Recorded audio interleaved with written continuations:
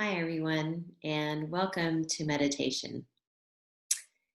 Before we begin our meditation, take a few moments to get completely comfortable. So, if you want to sit up, you can sit in a chair. If you do, just make sure both feet are flat on the floor. You can sit in a reclined position, you can sit in a recliner. I just ask that your forehead stay above your chin and your whole head stay above your heart. The more we lie all the way down flat, our brain begins to associate that with sleep. And sleep is a state of restful dullness, while meditation is a state of restful awareness.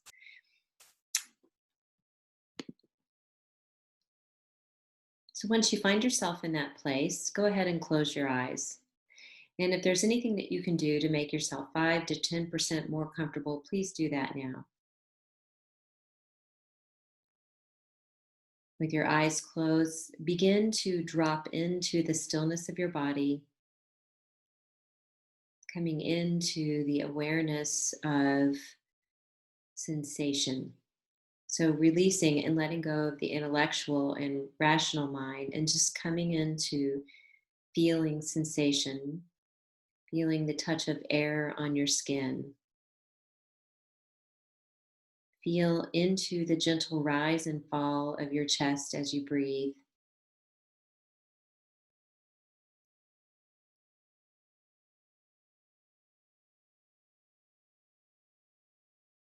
Notice the sounds you hear, things you might smell. Not thinking about their meaning, just really being in the sensation.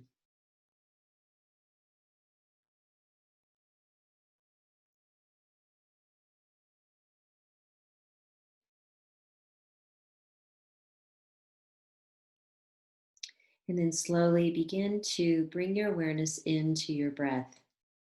Notice the natural rhythm of your breath as you inhale and exhale. Just follow it, kind of like you're just following the inhale and then noticing how it leads directly into the exhale. And then you might feel a gentle pause between breaths before you begin the next inhale.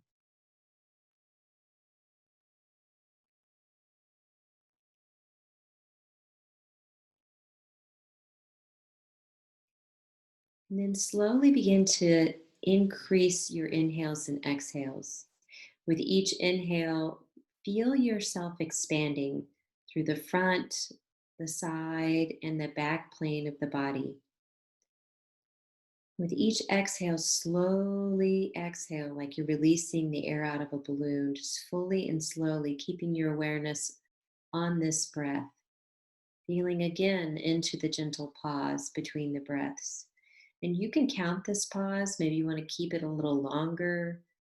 Feeling into that pause connects us with that place of pure consciousness or divine consciousness, whatever you want to call it. So continue to follow this breath for the next 30 seconds or so, this nice elongated breath with the pauses.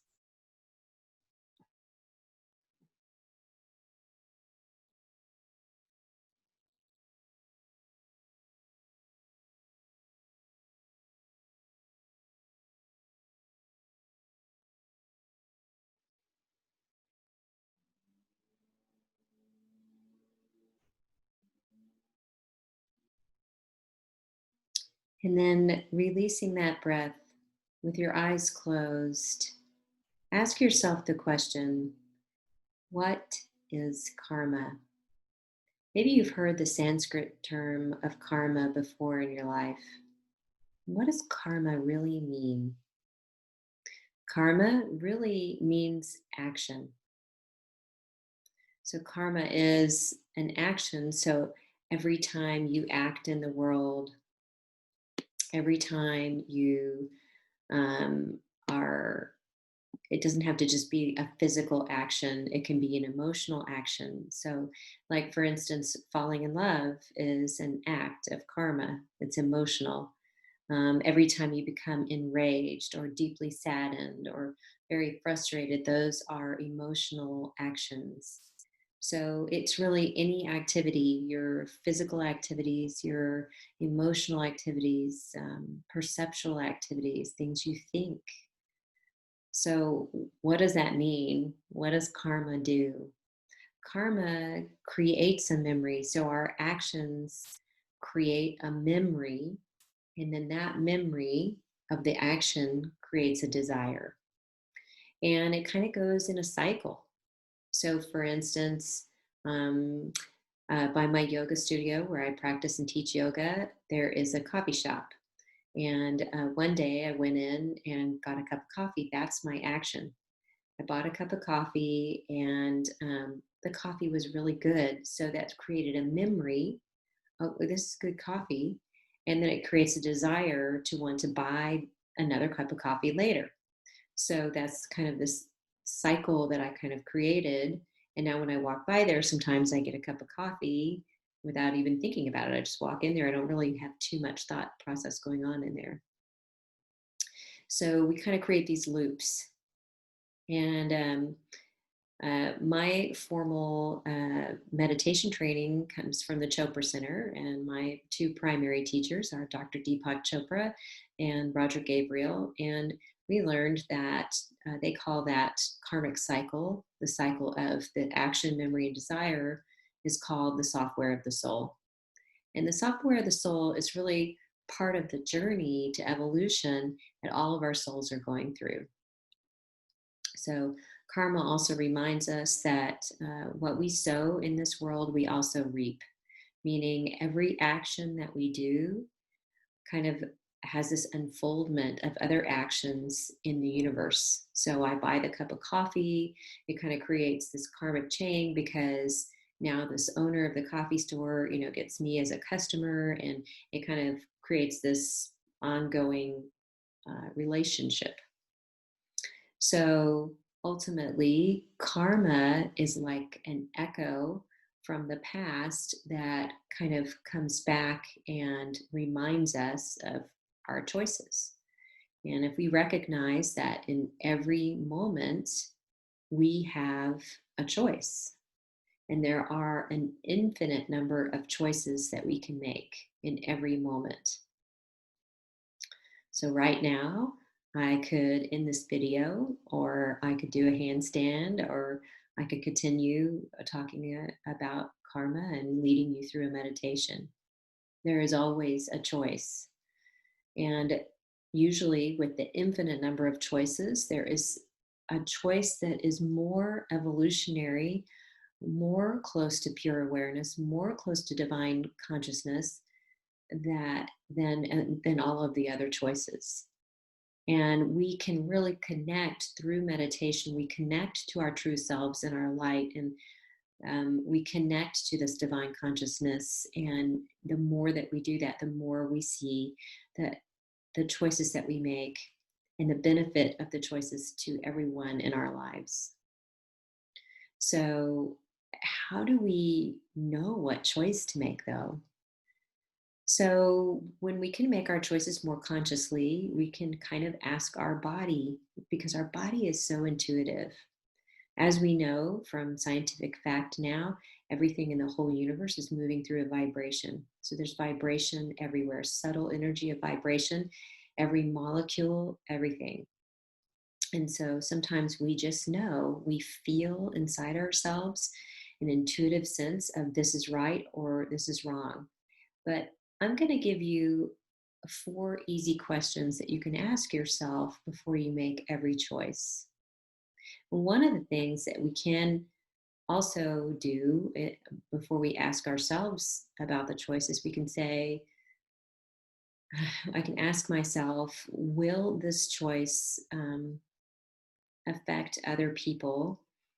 Will it increase their happiness, and will it increase their love and their experience in their life? So if whatever my choice is affecting somebody, will it increase their happiness, and will it increase love for them in their life? And a lot of times, like buying the coffee, maybe increases the love and the happiness in the life of the coffee shop owner. So we have an entanglement of thought and activity in everything that we do. We are connected to each other. So karma is kind of this dance of relationship, and any relationship is karmic. So right now, for example, we're In a relationship, you're watching this video, you're getting a meditation out of it, um, and and having a relationship with whatever it is that's going on with you. So our purpose in life is ultimately to connect with divine consciousness and pure consciousness, and get closer to enlightenment. I mean, that's kind of really our main purpose in life, but we're also living life. So we can ask ourselves 4 questions when we are trying to decide what is the best way to proceed.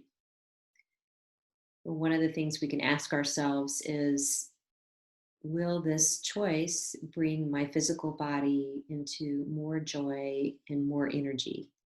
So before we're eating whatever the food is, or we're shopping at the grocery store, we can ask ourselves that question. If I'm buying this apple or whatever, or this bag of chips, which one, obviously the apple is going to bring my body more energy and more joy. Does the choice create love and compassion for my heart? That's the second thing we can ask. And the third thing we can ask is, does this choice allow my mind to become quiet and reflective? And then finally, we can ask ask ourselves the question, does this choice create a lightness in my being? Does it create lightness? In other words, do I feel heavy after making this choice, or does it kind of create a lightness?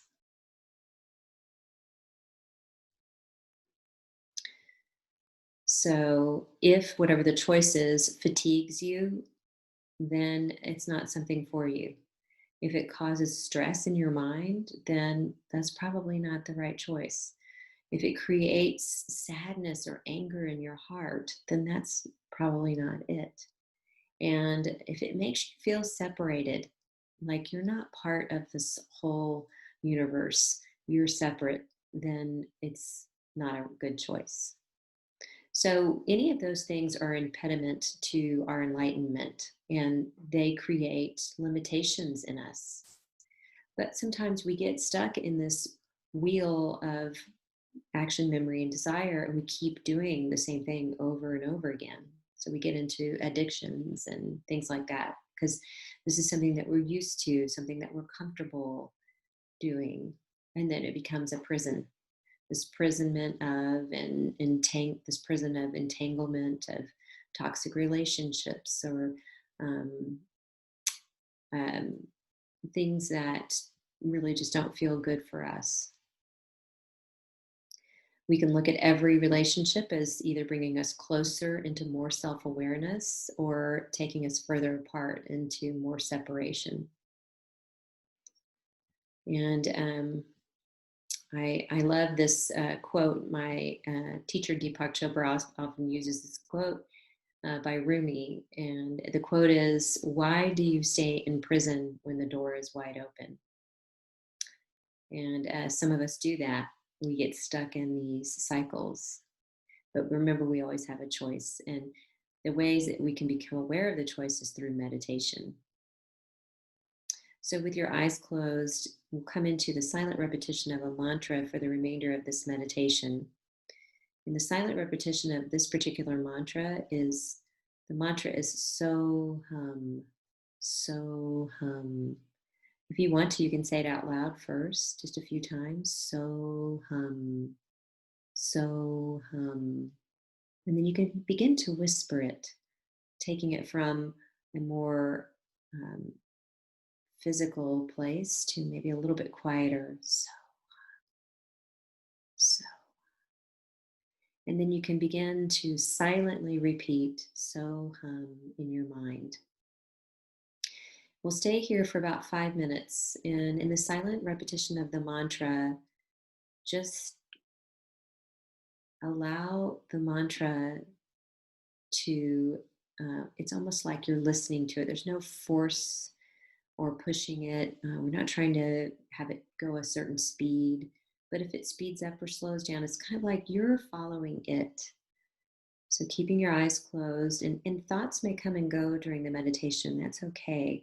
The purpose of following the mantra is to use it as a vehicle to come into quieter and quieter levels of thought until we can come to that place of silence, whereas there is a space between thoughts. And when we can come to that space between thoughts, Deepak Chopra likes to call that the gap. When we come to the space between thoughts, is when we can really touch that place of pure consciousness and pure awareness, and we begin to bring it back with us into our lives. The more we practice meditation, the bigger the space between the thoughts becomes, and the more we bring this pure consciousness back with us, and then our choices begin to make more sense. We begin to respond to life rather than reacting to the things that happen to us in our lives. So go ahead and close your eyes. I'll keep an eye on the time for you. And I'm going to share my screen with you so that you have a little something nicer to look at. So coming into this silent repetition of this mantra for the next few minutes.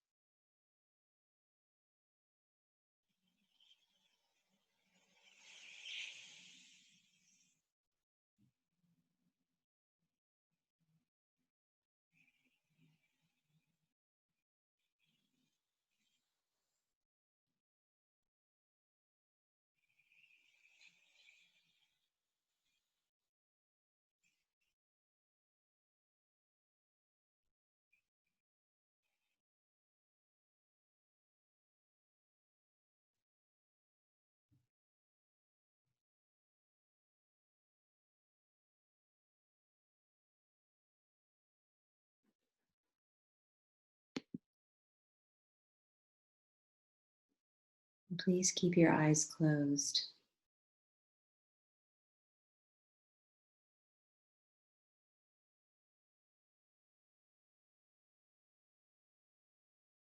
Take a moment to stay in this state of awareness. Maybe take your left hand to your heart and your right hand over your left hand and begin to feel your heart beating. Our heart is the center for love, kindness, compassion, joy, and peace.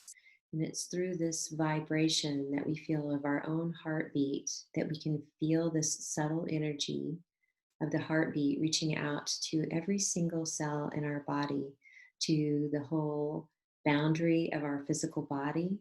And then the subtle vibration comes all the way back into the heart, reminding us of a little pebble thrown into the center of a still pond, seeing the ripples make their way all the way out through the body and all the way back in.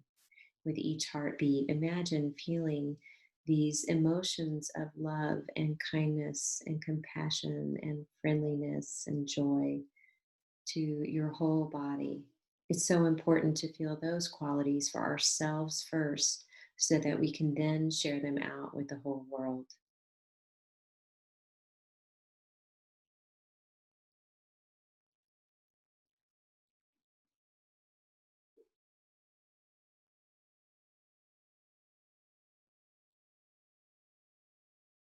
And then bring your hands together in front of your hearts, placing your thumb right at that place at your sternum, and then just allowing your hand to kind of spread out as a reminder that everything that we have inside of our hearts, we can share with everybody in the whole world, just spreading out, sharing our light with everyone else. I hope you've enjoyed this meditation today. It's just truly my honor to share something that I love so much and that I have found so useful for me in my life. Namaste, everyone.